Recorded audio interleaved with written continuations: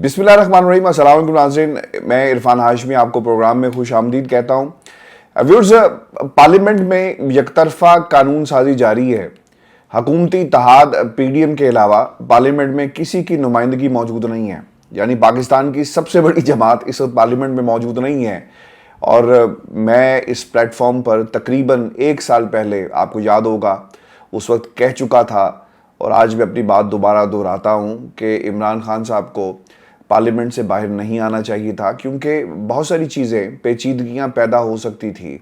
क्योंकि उस वक्त ऐसा लग रहा था कि शायद असम्बली से बाहर आ जाएंगे और 2 असम्बलियाँ जो इनके पास हैं इसे तहलील कर दिया जाएगा तो शायद हम इलेक्शन की तरफ जाएं, एक प्रेशर बिल्टअप हो सकेगा। ये स्ट्रेटजी थी पाकिस्तान तहरीक इंसाफ की, जो आज की तारीख में हमें कामयाब होती हुई नज़र नहीं आ रही, बल्कि 2 हुकूमतें आपके हाथ से भी गई और फिर जो वफाकी हुकूमत है वो किस तरह आइन के साथ खिलवाड़ कर रही है और सिर्फ नवाज शरीफ को फ़ायदा पहुंचाने के लिए। इसकी तफसील आगे चलकर मैं आपके सामने रखूंगा।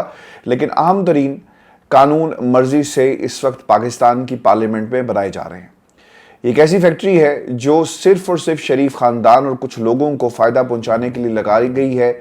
और इस फैक्ट्री से आप देखेंगे कि ऐसे ऐसे कवानीन निकाले जाएंगे जो नवाज शरीफ को बेगुनाह साबित करेंगे, बल्कि उन तमाम लोगों को भी इस बहती हुई गंगा में हाथ धोने का मौका मिलेगा जो नवाज शरीफ के साथ मौजूद थे। व्यूअर्स, इलेक्शन से फरार और नवाज शरीफ को वापस लाने के लिए नज़रसानी अपीलों के बारे में गैर कानूनी हंगामी कानून साजी जारी है। पार्लियामेंट और सिलेक्टेड जजेस का गठजोड़ इस वक्त हमें नज़र आ रहा है। चीफ जस्टिस को बेख्तियार करने की साजिश पर अमल दरामद किया जा रहा है। चीफ जस्टिस इस वक्त डट चुके हैं और जस्टिस मंदोखेल ने एक ऐसा यू टर्न ले लिया है जिसका जिक्र फवाद चौधरी साहब ने भी किया। कल वो कुछ और कह रहे थे और आज ऐसा लगता है कि उनकी भी ट्यूनिंग की गई है और अब वो कुछ और कहते हुए हमें नजर आते हैं। अदलिया और वकला को इस वक्त तकसीम कर दिया गया है। सुप्रीम कोर्ट बार एसोसिएशन का ऑल पाकिस्तान एक इजलास हुआ, दूसरी तरफ हाई कोर्ट बार भी उनके साथ खड़ी है, लाहौर बार उनके साथ खड़ी है। लेकिन हमने ये देखा कि पाकिस्तान बार कौंसिल और इसके अलावा ह्यूमन राइट्स कमीशन, जो आसमा जहांगीर साहिबा की बहन चलाती हैं, यानी उनमें से कुछ लोग हैं, और फिर आसमा जहांगीर ने हमेशा जो है वो नवाज शरीफ साहब के साथ खड़ी रही। वहाँ से भी कहा गया कि इस कानून को बदला जाए और ये तकसीम हमें नज़र आ रही है। आइन और सुप्रीम कोर्ट की इस वक्त मुकम्मल तौर पर बेतुकीरी की जा रही है। उस वक्त जब मुल्क के अंदर 90 दिन में इलेक्शन होने हैं, आप इसे जस्टिफाई अदालतों में कवानीन के तहत किया जाता है, लेकिन यहाँ पर नवाज शरीफ के केस को धकेल कर लेकर आए और एक चोर दरवाज़ा जो है क्रिएट किया गया, वो भी मैं आपको बताता हूँ कि चोर दरवाज़ा कैसे क्रिएट किया गया है। पाकिस्तान पीपल्स पार्टी का इस वक्त सीनियर वकला चीफ जस्टिस के हक में हमें बोलते हुए नजर आएंगे, जिसमें लतीफ़ खोसा साहब शामिल हैं। और फिर बदमाश टोले का सुप्रीम कोर्ट पर इस वक्त हमला भी जारी है और कौम के साथ मिलकर रोकेंगे, ये पाकिस्तान पीपल्स पार्टी के सीनियर वकला कह रहे हैं। खान साहब ने ऐलान कर दिया है और अजब कानून साजी, नवाज शरीफ, यूसुफ रज़ा गिलानी और जहांगीर तरीन भी अपनी सज़ाओं के ख़िलाफ़ अब जो हैं इस जो असखुद नोटिस के अंदर इन्होंने प्रोसीजर जो चेंजेस की हैं, 30 दिन के अपील का जो मामला है उससे फ़ायदा उठा सकेंगे और फिर नवाज शरीफ जैसे मुजरिमों के लिए एक बार फिर पाकिस्तान के अंदर कवानीन को बदल दिया गया है। व्यूअर्स, आपको बताएं कि अहम केस की समाअत सूबाई इंतखाबात 8 अक्टूबर तक मुलतवी करने के इलेक्शन कमीशन के फैसले के खिलाफ चीफ जस्टिस की सरबराही में सुप्रीम कोर्ट में जारी है और ये पिछले 2 रोज़ से जारी है और अब समाअत जो है कल तक मुलतवी कर दी गई। लेकिन आज जो अदालत के अंदर कार्रवाई हुई और कुछ बदमाश वकला का जो एक टोला है उसने किस तरह अदालत पर हमला किया, उसकी रुदाद में आपके सामने रख देता हूं। और फिर एक जज साहब ने क्या कहा। हुकूमत पर वाज़ेह हो गया था, आपको बताएं, कि जिस तरह उन्होंने इलेक्शन कमीशन के जरिए ये गैर आइनी फैसला कराया कि इंतखाबात नहीं होंगे, इसे सुप्रीम कोर्ट उड़ा कर रख देगा। पहले रोज़ की इब्तदाई समाअत के दौरान ही सुप्रीम कोर्ट का आइन के तहफ़्फ़ुज़ का मूड वाज़ेह हो गया था। आपको याद होगा, मैंने भी ये कहा था कि सुप्रीम कोर्ट छोड़ेगी नहीं।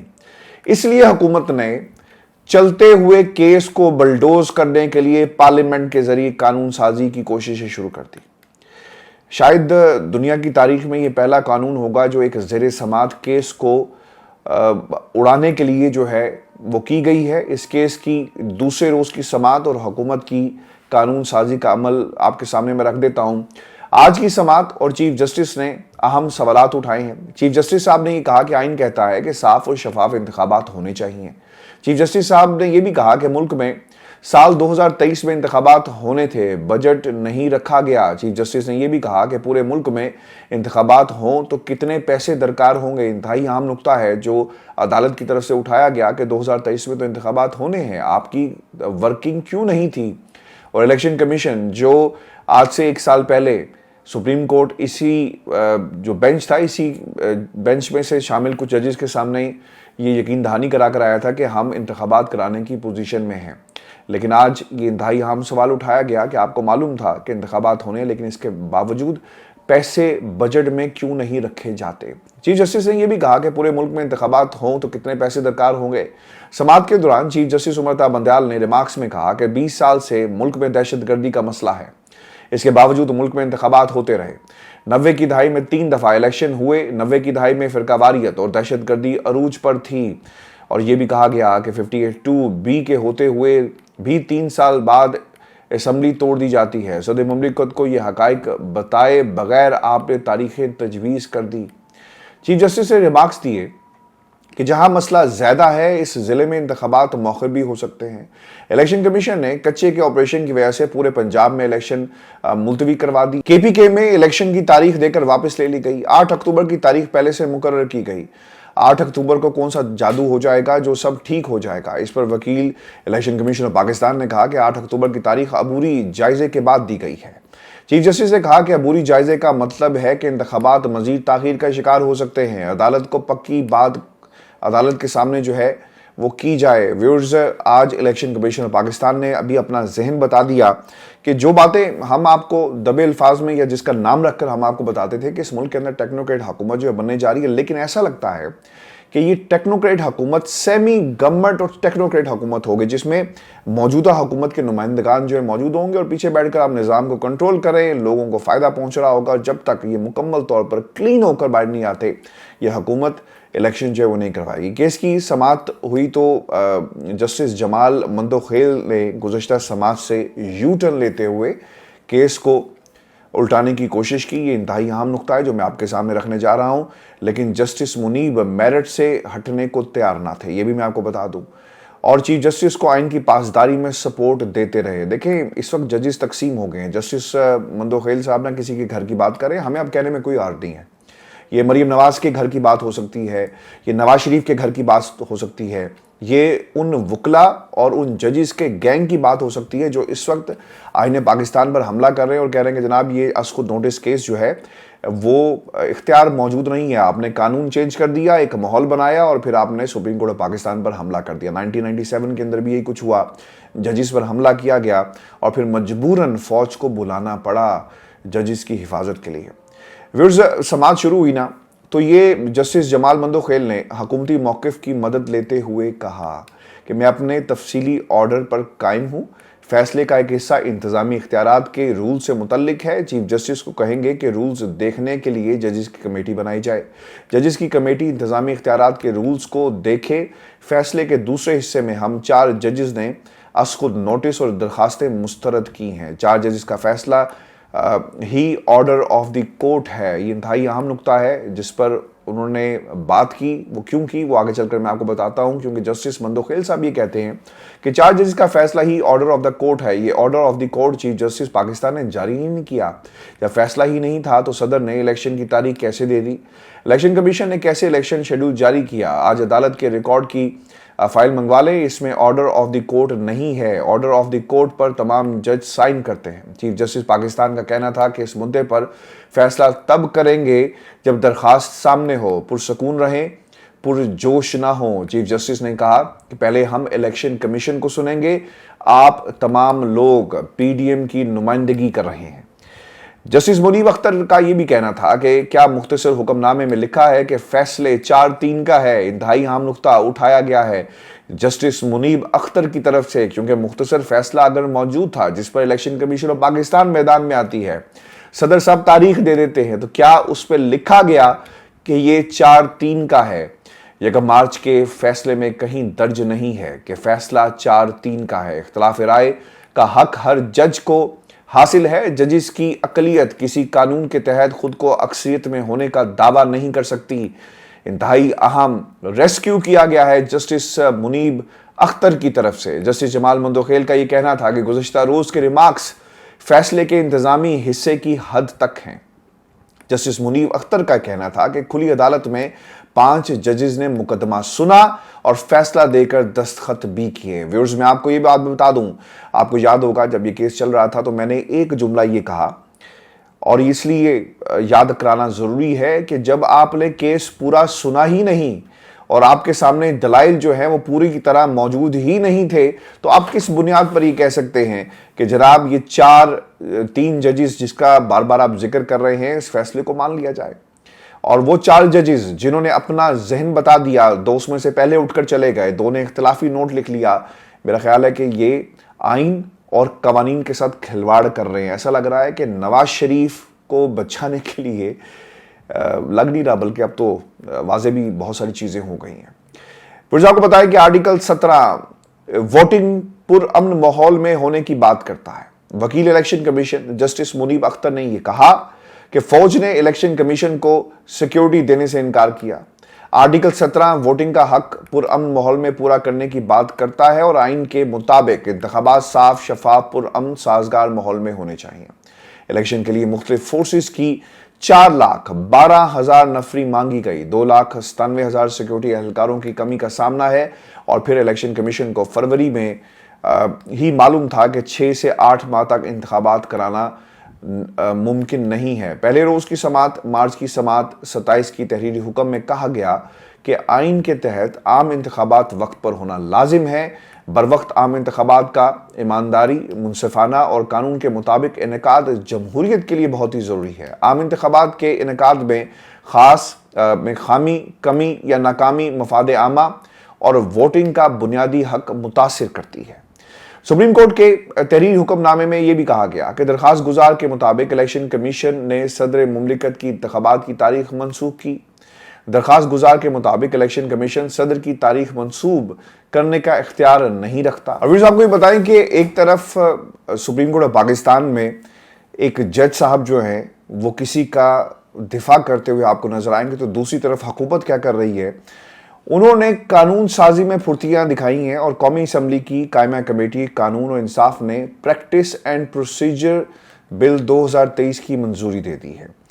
ترمیمی بل اصل میں ہے کیا، یہ میں آپ کے سامنے رکھ دیتا ہوں، اور بل کے تحت سپریم کورٹ کے سامنے ہر معاملے اور اپیل کو کمیٹی کا تشکیل کردہ بینچ سنے اور نمٹائے گا۔ اب ہوگا یہ کہ جتنے بھی ججز ایک قبیلے سے ہوں گے نا، وہ بیٹھ کر یعنی کمیٹی اس بات کا فیصلہ کرے گی کہ بھئی یہ فلاں جج کے پاس آپ دے دیں، یعنی پک اینڈ چوز کا کام کر لیا گیا ہے۔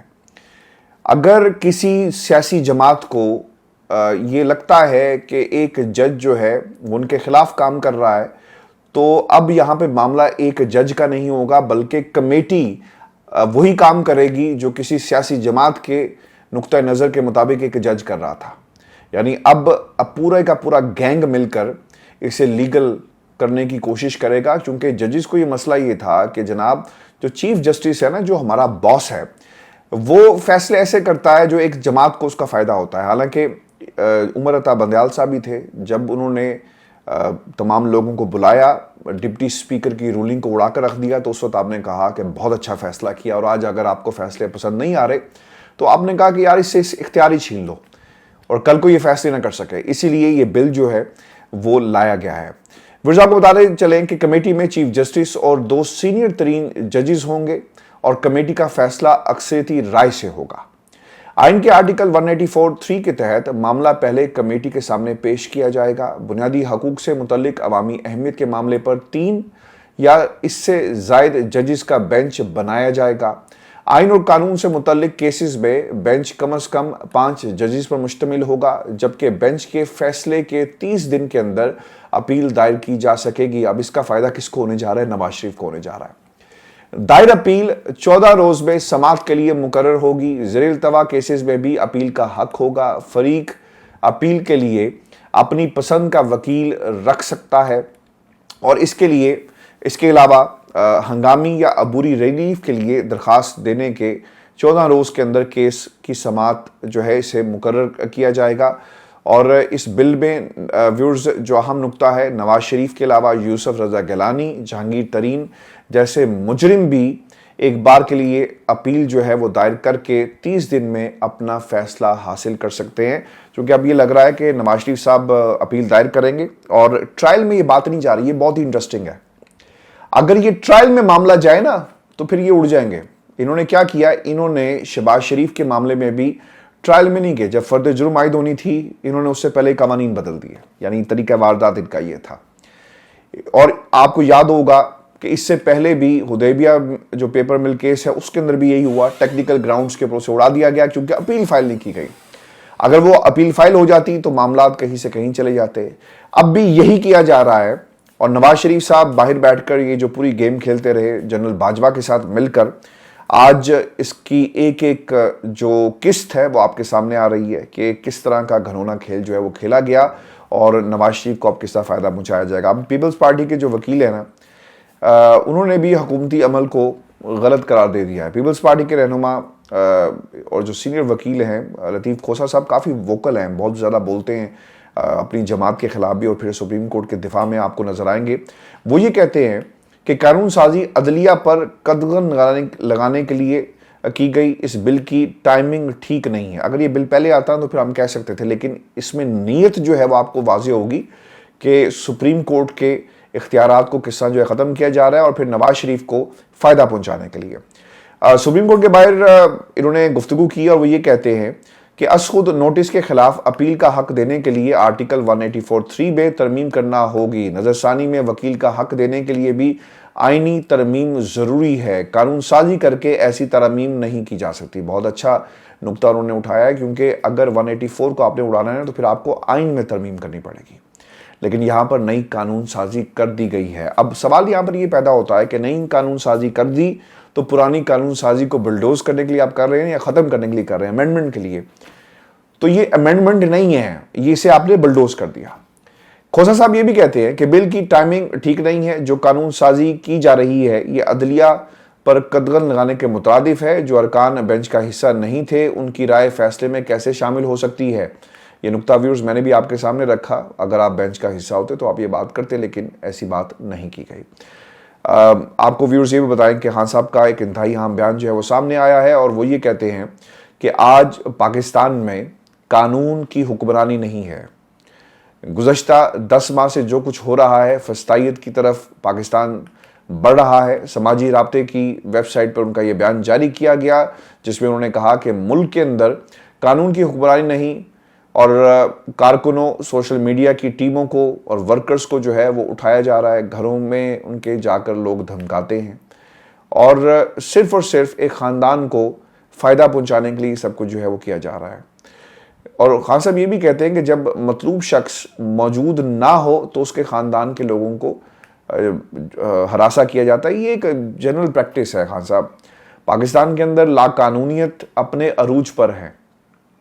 بعض لوگ اکثر یہ کہتے ہیں کہ پاکستان چونکہ اسلام کے نام پر بنا تھا تو اسے کچھ نہیں ہو سکتا۔ میں اکثر یہ بحث کرتا ہوں کہ ہمیں بالکل ٹھیک ہے، ایک ایسا ملک چاہیے تھا جہاں پر ہم اپنی زندگیوں کو اسلام کے مطابق گزار سکیں، لیکن مجھے یہ بتا دیں آپ تمام دوست سننے والے، اور اگر میں غلط ہوں تو میں ضرور اپنی تصحیح کروں گا، کہ 1971 میں یہ اگر بات ہم اس وقت کے حالات میں دیکھیں تو کہاں پر کھڑی ہوگی کہ پاکستان کو کچھ نہیں ہوگا کیونکہ یہ اسلام کے نام پر بنا تھا۔ 1971 میں بھی تو ملک آپ سے چلا گیا، تو اس وقت یہ جملہ کہاں جائے گا؟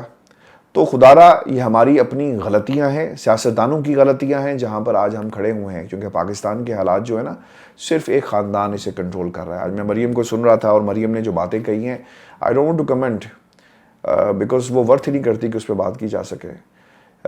پاکستان کے حالات سنتے ہیں نا تو دل خون کے آنسور ہوتا ہے کہ صرف ایک خاندان کو بچانے کے لیے یہ پاکستان صرف نواز شریف کے لیے بنایا گیا تھا، یہ پاکستان صرف خاندانوں کے لیے بنایا گیا تھا۔ آج فلور آف دا ہاؤس کھڑے ہو کر نا زرداری کے بیٹے نے کیا کہا، اس نے کہا ظہیر الاسلام، فیض، پاشا، انہوں نے فرینکنسٹائن جو ہے بنایا۔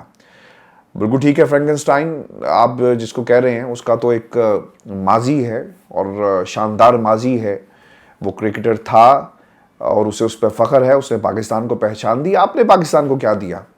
माँ सिवाय इसके कि जिसको आप फ्रैंकेनस्टाइन कह रहे हैं, तो ये भी कौम को बताएं कि आप एक मरूसी फ्रैंकेनस्टाइन हैं। यानी भुट्टो खानदान से आपका लेना देना कुछ नहीं है, माँ सिवाय इसके कि आपकी वालदा मोहतरमा भुट्टो थी, लेकिन आप अपने नाम पे और अपने सीने के साथ भुट्टो लगाना जो है वो फ़ख्र महसूस करते हैं। आप जरदारी ख़ानदान से आपका ताल्लुक़ है और आप भुट्टो ख़ानदान के जो फ्रैंकेनस्टाइन बने हुए हैं, यकीनन इसका जवाब पाकिस्तान की अवाम आपको इलेक्शन में देगी। आपके अंदर अगर हिम्मत है, किसी में भी हिम्मत है इस पूरे के पूरे टोले में व्यूअर्स, तो एक बात मैं इन सबको कहूँगा कि आप इमरान खान के मुकाबले में इंतखाबात लड़ें। ऐसी सीटों पर ना जाएं जहां से आपको लगता है कि यार ये तो आसान सा हल्का है और यहाँ से हम जीत जाएंगे। आप इमरान खान के मुकाबले में इंतखाब लड़ें, तो आपको मालूम हो जाएगा कि सियासी फ्रैंकेनस्टाइन कौन है और जरदारी फ्रैंकेनस्टाइन कौन है। व्यूअर्स, ये शो था आज का हमारा। अपने कमेंट से ज़रूर भेजिएगा। मैं पिछले 2 दिन से गैर हाजिर हूँ, उसके लिए माज़रत चाहता हूँ। इंशाल्लाह अब ये सिलसिला नहीं रुकेगा।